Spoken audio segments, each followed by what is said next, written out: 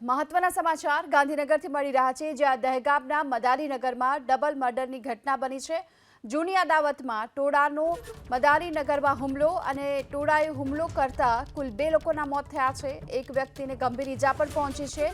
સચિન અને મુન્નાભાઈ નામના વ્યક્તિનું મૃત્યુ થયું છે અને 7 લોકો ઈજાગ્રસ્ત થયા હતા। તેમને સારવાર માટે હોસ્પિટલ ખાતે ખસેડવામાં આવ્યા છે, જેમાંથી એકની હાલત ગંભીર છે। ટોળા સાથે જવાઈનો સાસરિયા પક્ષ પર હુમલો, લાકડી અને તલવાર વડે આ ઘાતકી હુમલો કરવામાં આવ્યો।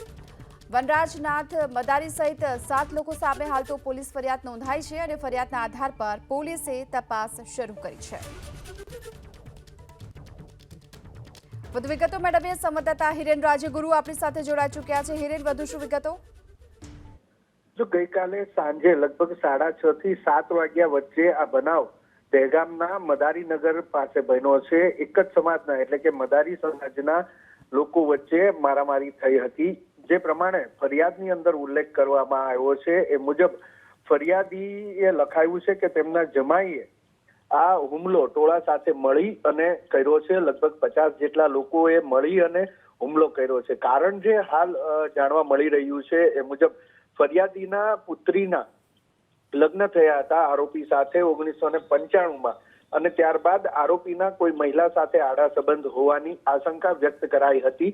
આ મુદ્દે કોર્ટની અંદર ભરણપોષણનો કેસ પણ ચાલી રહ્યો હતો। ગઈકાલે સમાધાન માટે થઈ અને ભેગા થયા હતા અને ત્યારબાદ છૂટા પડ્યા ત્યારે આરોપીએ ટોળા સાથે મળી અને જે ફરિયાદી છે એ પક્ષની કારને રોકી અને લોકો ઉપર હુમલો કર્યો હતો।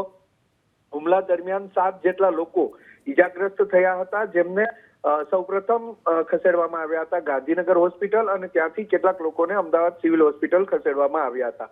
2 લોકોના મૃત્યુ થયા છે, એક મહિલા છે ગંભીર રીતે ઘાયલ છે અને બાકીના જે લોકો ઈજાગ્રસ્ત થયા હતા એને સારવાર આપી અને રજા આપી દેવામાં આવી છે। હાલ દહેગામ પોલીસે ફરિયાદ નોંધી છે। 7 લોકો સામે નામજોગ ફરિયાદ નોંધવામાં આવી છે અને ફરિયાદના આધારે દહેગામ પોલીસે વધુ તપાસ પણ હાથ ધરી છે।